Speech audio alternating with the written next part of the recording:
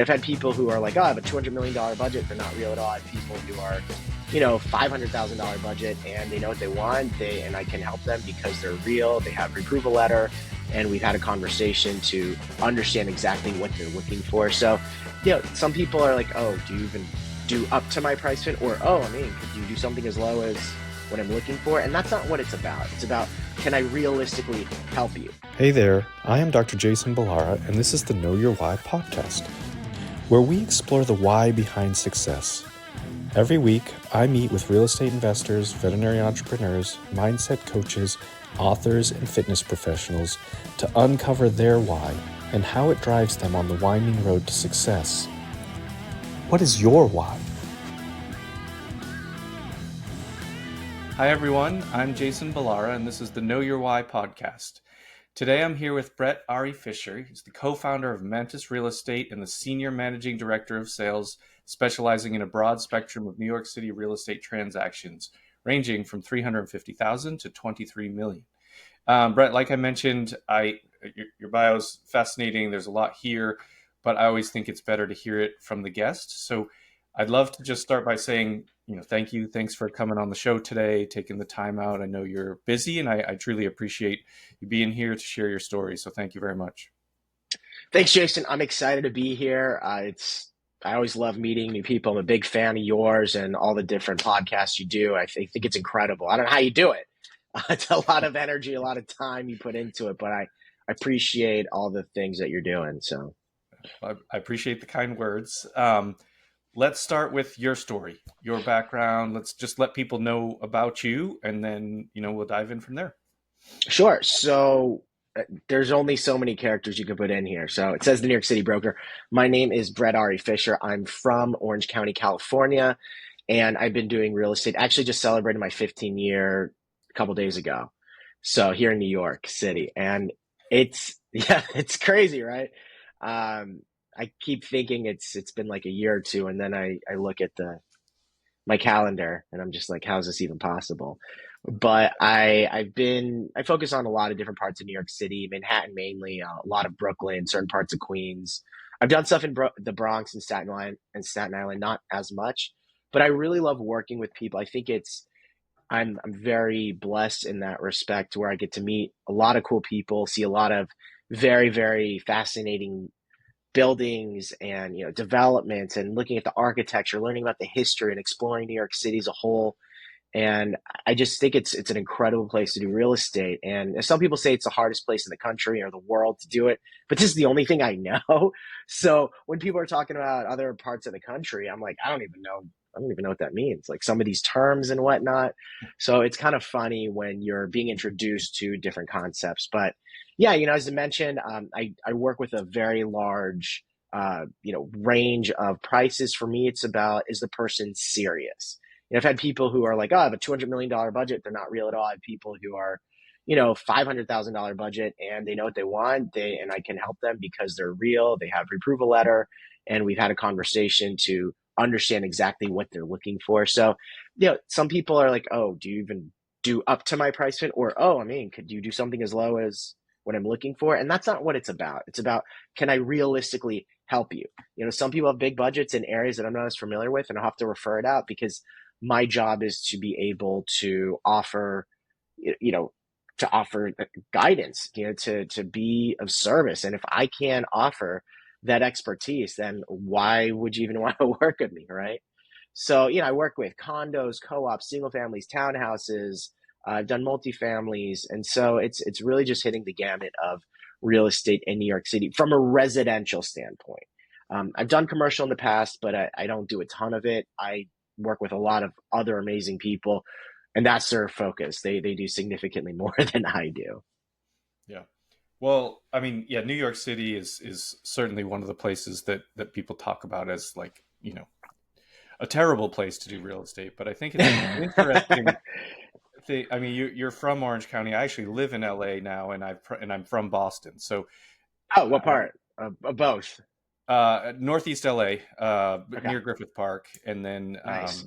Boston. I grew up sort of all around, but I would say hometown is Middleborough, which is probably most people don't know what that is, but it's you've got to go through Middleborough to get to Cape Cod. If There you you are go. Hey, driving from anywhere in Massachusetts, basically you've got to go through Middleborough to get to Cape Cod. So so that's I've a been through there a decent yes, amount you've of times. definitely been through because people who haven't been to Cape Cod has one road in and one road out. Well, two, but like basically it's a very bottleneck to get on the Cape, which is why it's a nightmare to go there on a Friday night or come back on a Sunday night. A lot of people go for the weekend, but Yeah. um, anyway, the point is, I have been in the markets that are, you know, at least on social media, talked about as being terrible places to do real estate, and yet strangely enough, people keep doing real estate in those places. And so Yeah. it's just kind of a funny, it makes me chuckle when it's like, oh, you can't make money in real estate in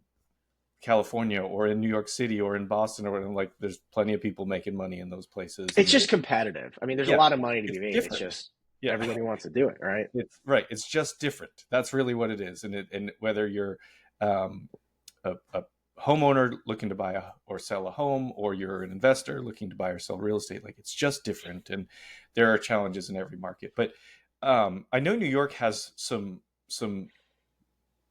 like pretty unique things. I know one is you touched on it, kind of the location or the boroughs, and I'm probably going to mess some of this up, but it, I've heard, I've talked to a few people that do real estate in New York, and I've heard that, they echo what you said about knowing your specific area, and that it's pretty, I guess, niche in the sense that, each location is quite different from another. Is that a true statement? Would you agree with that? And maybe go into it in a little more detail.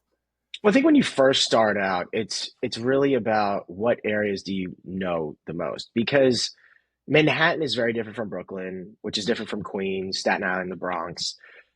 But, a lot of people, they'll work in Manhattan and Brooklyn. It depends on, what parts, because, like, for example, Brooklyn is massive. I mean, if it were its own city, I think it'd be the fourth largest city in the country. So when you think about it that way, you're like, oh my gosh, that's crazy. Yeah. Manhattan's actually relatively small in terms of the size of it. There are a lot of people there, but I think you start out in an area, and, once you get a couple sales under your belt, sometimes you get referrals in those same general areas, or then people aren't looking there, they're looking somewhere else, and then you start doing sales in that area, and you kind of, you build a footprint. But I know a lot of brokers where they're not doing as much business as you think they would in the areas that they live in, because, when you start out, sure, it's what you know, but if you're doing a lot of business and it's, I'm in financial district, next to Tribeca, and you know, I do a decent amount of business here, but it's like when I first start out, it's not like I get to choose where my buyers are or my sellers are looking.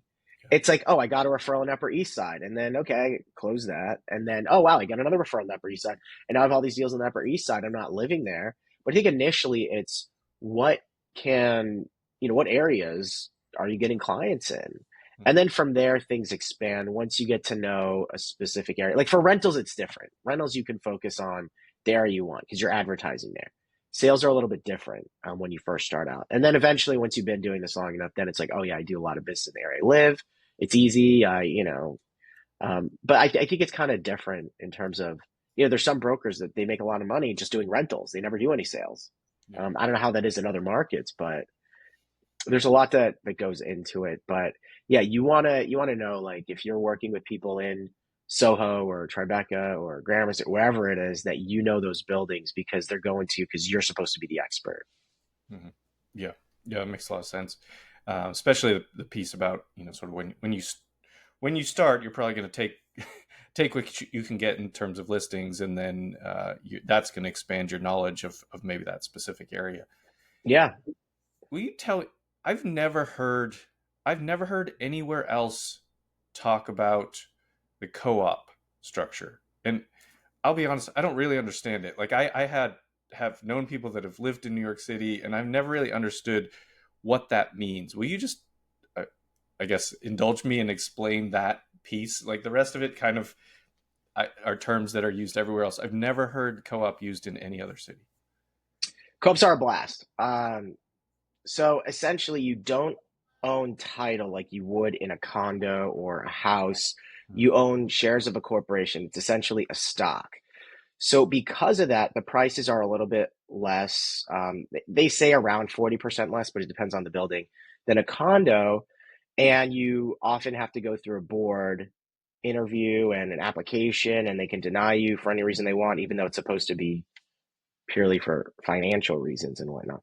But yeah, I mean, this is it's very different from the rest of the country. There's, about 75 to 80% of apartments, at least in Manhattan, are co-ops. So you deal with a lot of them. There's a lot more new development coming up, but there's still a significant amount of co-ops available. But honestly, that's what saved the economy. You're talking about in the market crash in around, 2009 and, um, in other points in times where loans were, people were defaulting and you could get a loan very easily. Co-ops are what saved it because you can't just get a pre-approval letter. You actually have to pass a board to make sure that your finances are strong. So having them is really important to the economic structure of New York City. And even though they're very difficult to get into, or they can be, um, some people, they like them. They like having that exclusive club. They like knowing that not everybody can just get in there very easily. Some co-ops, it has to be your primary residence. You can't own any other property. They don't want people just coming in and out. They want to set the building the way it is. So it is definitely different, especially if you haven't experienced it before. And so 75 to 80%, I really would have, I guess I would have no idea, but the, so you're owning those shares, are those in the overall building, or are those shares in the apartment that you live Yeah, in? it's How does that essentially in structure? the yeah, it's essentially in the building, but don't think of it as like a real stocks or it's that's just how it's legally laid out. Yeah, I sure. mean, for all intents and purposes, it's similar to a condo in terms of ownership, but legally it's not.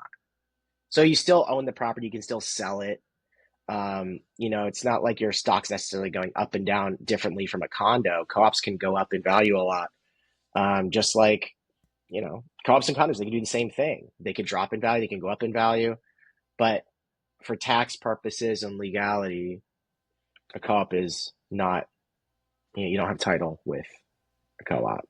So Who does then in that is there like an entity that controls it over and they have title?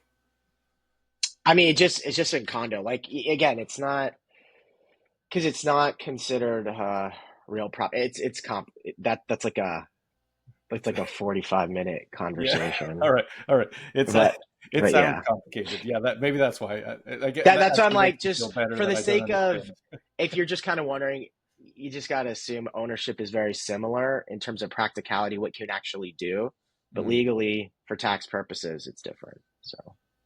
Okay. Um, Tell us a little bit about what you've seen over. You said you've been there 15 years. I mean, I think the market has changed a lot. We've had a lot of changes recently. Yes. What do you see? What has your experience shown you in the last, even? I mean, there's been a lot of change in the nationwide markets since 2022, but what have you seen in New York specifically over the course of your time there that has been, maybe trends that have gone one way or the other, or what do you feel is working for someone as a broker, but also maybe looking to buy property in New York City? I think the biggest thing I've seen, and this predates me a little bit, but when people compare, 8% interest rates now to like 20% interest rates then, um, but when interest rates were 20%, you could buy an apartment making minimum wage. Now, I mean, you have to make like 7 times minimum wage just to afford a one bed rental, like in Manhattan and some other areas. So it's different when I hear people saying, "Oh, well, I could buy all these different things, and I did this and this," and it's like, people working 3 jobs just to be able to rent something. It's a totally different market in that respect. But also, the market fluctuates. People, when the market's really down, people are like, "Oh no, the end of the world is here," and then it goes up again, then it goes down. it fluctuates, and you see over time, it's a pretty consistent rate of how much the values are going up. Of course, you could sell at a bad time or you could buy at a great time, and that will change things. But overall, in about a 10-year span, it's about the same. So it's just a matter of being patient. Some people they can't wait an extra year and a half to get an extra 20% on their property. I'm saying the difference between the very, very low and the very, very high, that could be 20%, not just a general, Sure. Yeah. you know. Also, when people are looking at new development, they're like, "Oh, look, these new developments, they're selling, significantly higher than everywhere else." But you have to think about, when did the property go into contract? When did the development start? Because if you got an accepted offer and the development's not ready for another 3+ years, to move in, it's not about when it closed. It's what the market was like when you submitted the offer. And you see a lot of these buildings on 57th Street. Some of them are struggling because everybody was buying at the same time. But before, you had unobstructed views of Central Park, and now it's like, oh, you have to be above the 50th floor to get those views, or even if you're that high, there's still another building in front. It's unique in terms of how that works. So when people are looking at the market, I always say, don't think about when it closed.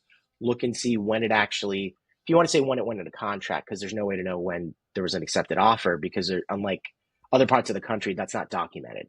Nothing's binding when you have an accepted offer, only when contracts are fully executed. The buyer side and the seller side, they have everything signed and countersigned. So, Right.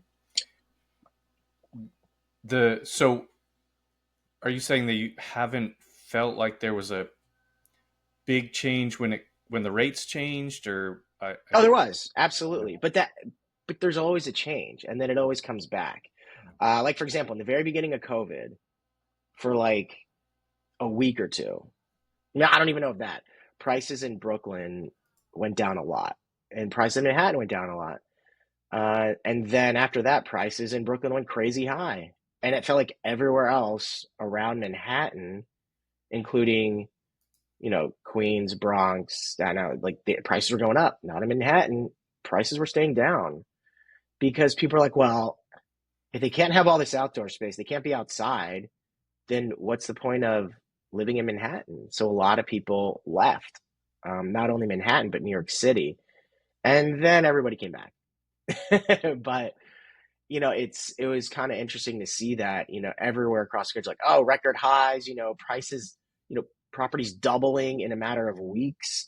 I have a family member and a friend, like they bought a property that increased almost 100% in value in just a month or two, because there's just the timing. They got lucky. It's not like they planned it; just the timing worked out really well, and those things, they happen. But Manhattan, you could get some really crazy deals. But once again, the co-ops are like, we can't have this price this low, otherwise it's going to affect our building. So some of them they couldn't sell. And condos, you have a right of first refusal, where if the price is too low, the board or could technically buy the apartment. I've never seen that happen. I don't know anybody who said it's happened to them, but it's still something you have to go through. So, but you definitely see the differences. And even now, prices are going down, or rates are going down a little bit, and people they're buying. They're like, even though they're a lot higher than the 3% that it was for such a long time, it's still like, well, it was 8 for a while. Now we're getting in 6.5. I could buy some points down and, get even lower than that. So if you're like, I'm jumping on this because I don't know when it's going to go lower. Right. Yeah, that's a great point. I mean, I think the people are realizing that 3% rates that's not the normal. The normal is probably where we are now, more in that 6 to 8%. That's historically normal, and I don't know. People say we'll never go back down to 3. I'm like, I don't think that that's necessarily true. I just don't know when it's going to happen or why it's going to happen or what. So I think that there's a lot of unknown, and so I think people are for a while were holding off because there was all the talk that rates were just going to come back down and everything will be fine. And now it hasn't happened, and it's been years, and so people are like, well, I guess we got to move on and accept that this is where we're at. And so yeah, when it goes from 8 to 6.5, that is some movement in the right direction that people want to see, and so they're ready to purchase. So it is a fascinating. I mean, I don't. I live. I don't know if this is like this in downtown LA. I don't think there was much like this in Boston, but some of the structure and kind of way that transactions happen in New York City just seems so very unique to what is different than the rest of the country in terms of how you see these things go. And even you saying that the condo has right of first refusal, like I didn't know that. I don't know if that's in other cities, but it no place that I've ever lived anyway. um what do you putting on your or taking out your crystal ball, I mean, what do you see some of the maybe challenges that New York City is going to face, and maybe some of the good that's coming, over these next couple of years? Do you have any thoughts on where it's headed? I mean, the biggest challenge is just really, I think, the monthlies and the space.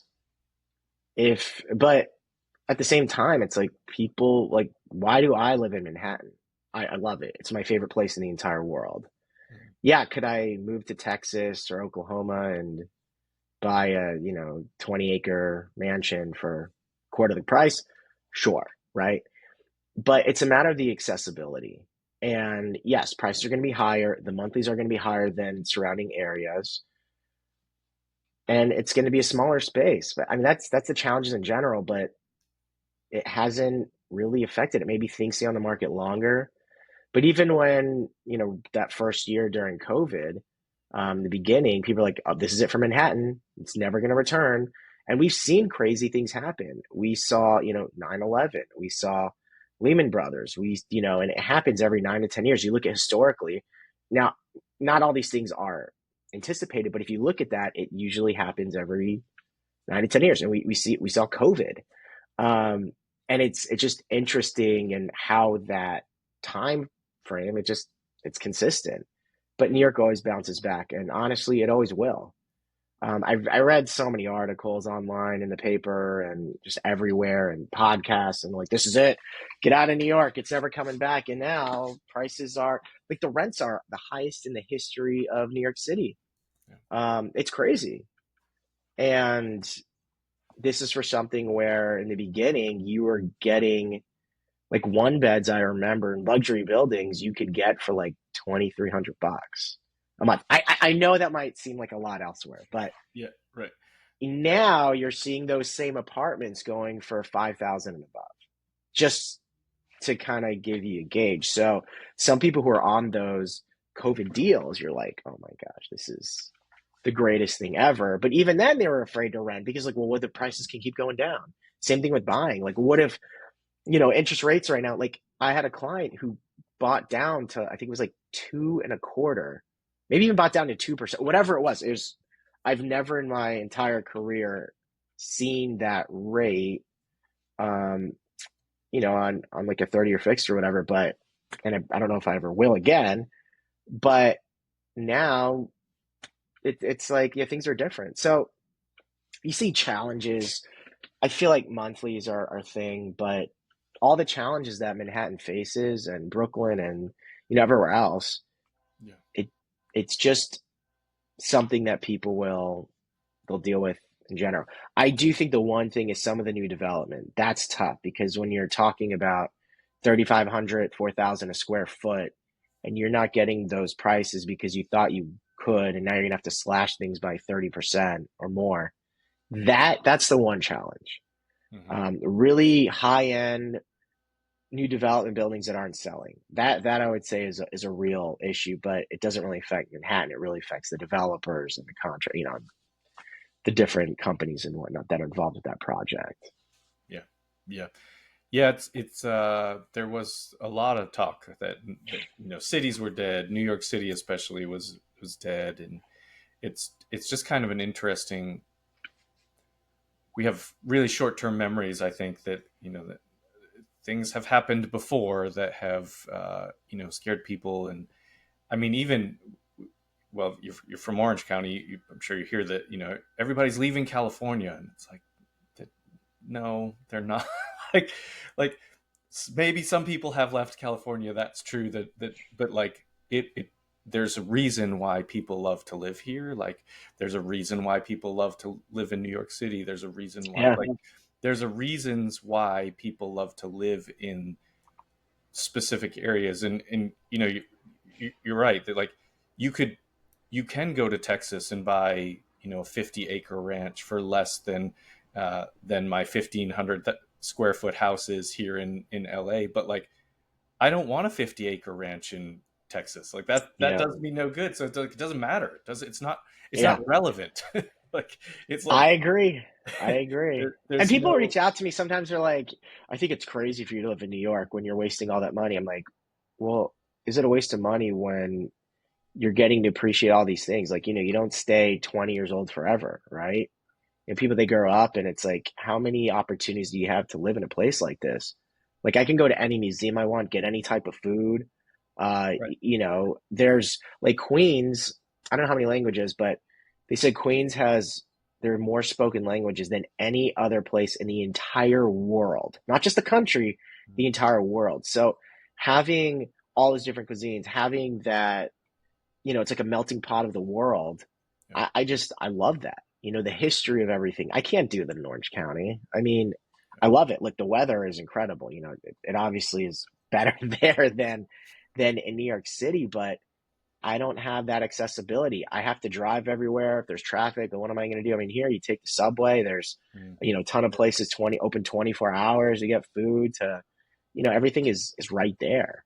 You know. yeah, yeah. And I again, it's like that's the thing is it's like everybody maybe has you just have different. If you want the 50-acre ranch, you should go to Texas or someplace in the Yeah, Midwest. I know a lot of people prefer Like, that. right, They like that's do. They that's don't want to be in perfect. New York Go do City. It's that. too crazy. A lot of Yeah, people prefer LA or Orange County over New York City as well. But there's a lot of people who prefer New York City over anywhere else. right. So it just depends on your personality, your style, Yeah, what you're comfortable with.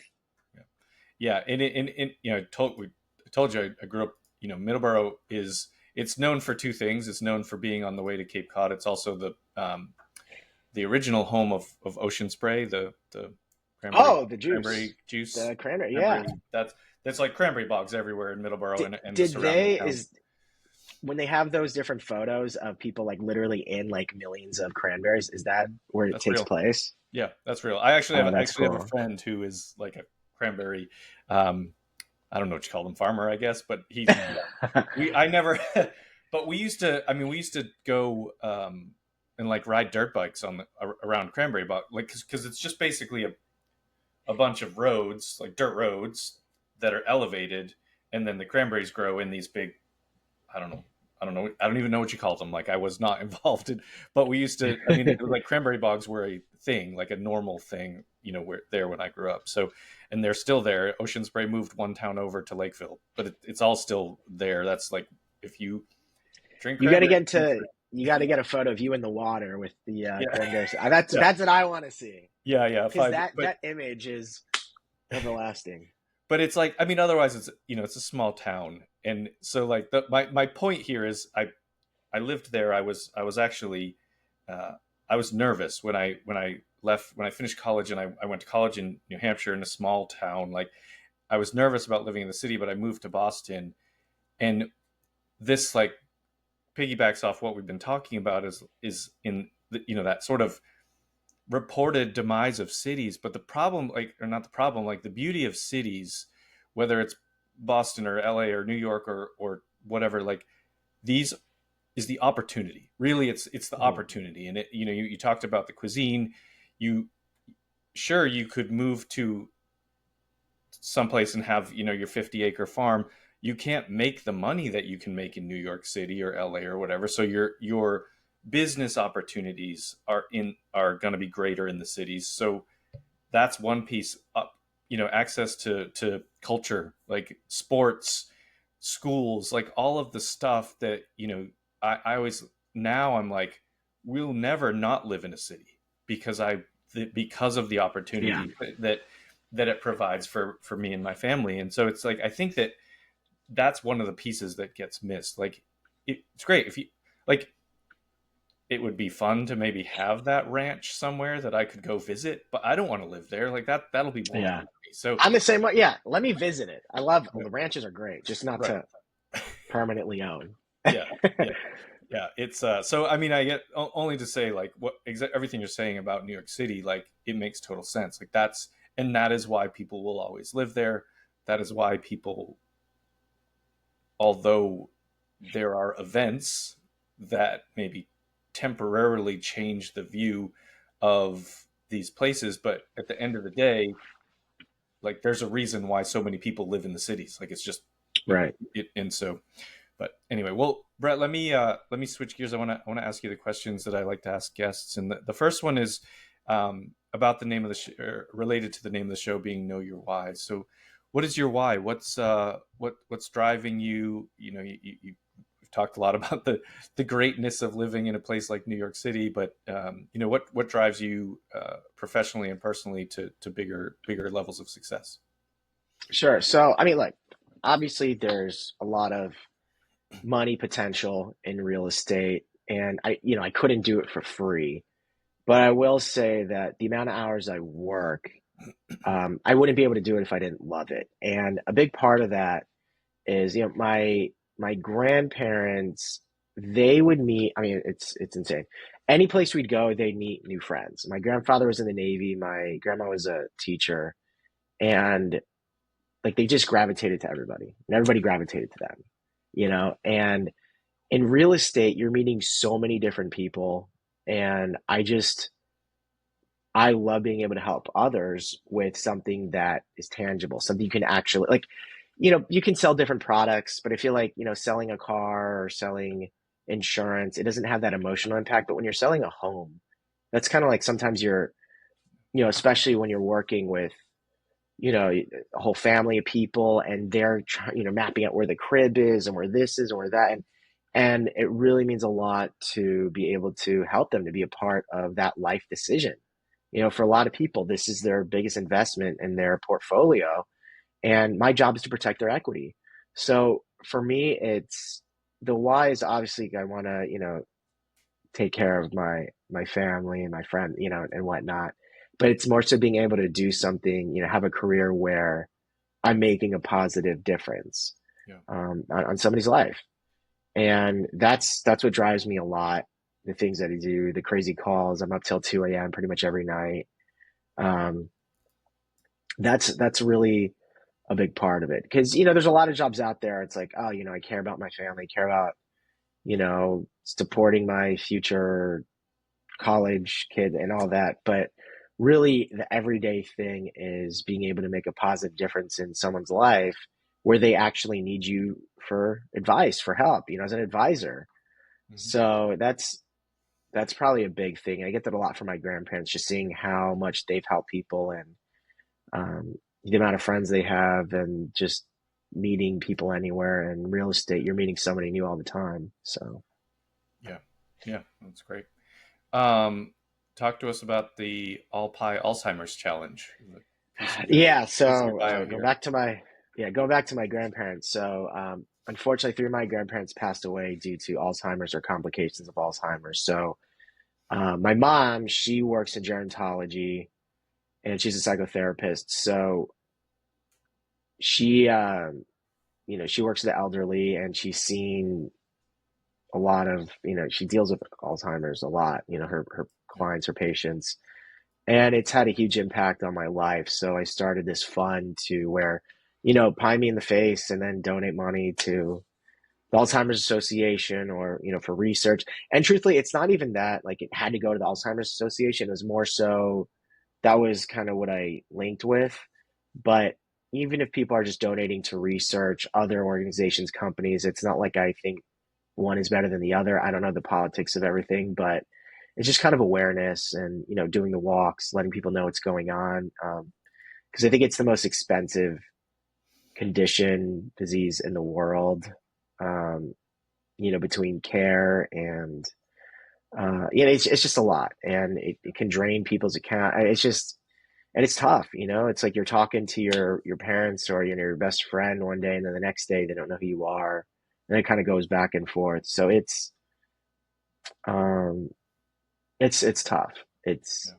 it's tough, but Yeah. So that's something I was doing for a while. And I'm still somewhat active with it, but it's like a full-time job to do all that I can't really Yeah. dedicate all the time. But if anybody wants to pie me in the face and, donate money in support of, fighting against Alzheimer's, let me know. I'm down anytime. So. Yeah. Yeah. You certainly, certainly a worthy cause. So that's great. Well, Brett, when people hear this and they want to reach out to you, what's the best way for them to connect? So Instagram's probably the best. You can see wherever this guy is, the New York City broker, one word, everything spelled out, TheNewYorkCitybroker on Instagram, although it's the same thing on TikTok. I don't use TikTok as much, but Instagram's probably the best way. But you can email me at brett@thenewyorkcitybroker.com. You can go to my website, thenewyorkcitybroker.com. So I'm very accessible. Emails might take me a little bit longer because I get sometimes hundreds of emails a day. I have to go through them all. But texting and through Instagram, I respond pretty quickly. Sometimes it comes up in spam in Instagram, so I have to look at that. But yeah, if it's through my website, I'll get a notification in 3 different ways as well. So Awesome. We'll get that in the show notes for people to connect with you. Listen, this has been great. I really appreciate you being on the show and everything that you shared. So thank you so much for taking the time out today. Thank you, Jason. Appreciate your time. Keep doing amazing things. Big fan of yours. Appreciate that. Folks listening, make sure you connect with Brett, especially if you're looking for real estate in New York City. We are strong believers that the cities are not dead. So please connect with him and please like, rate, and review the show so we can continue to get more great guests. And as always, thank you for listening. Hey there, I am Dr. Jason Balara, and this is the Know Your Why podcast, where we explore the why behind success. Every week, I meet with real estate investors, veterinary entrepreneurs, mindset coaches, authors, and fitness professionals to uncover their why and how it drives them on the winding road to success. What is your why?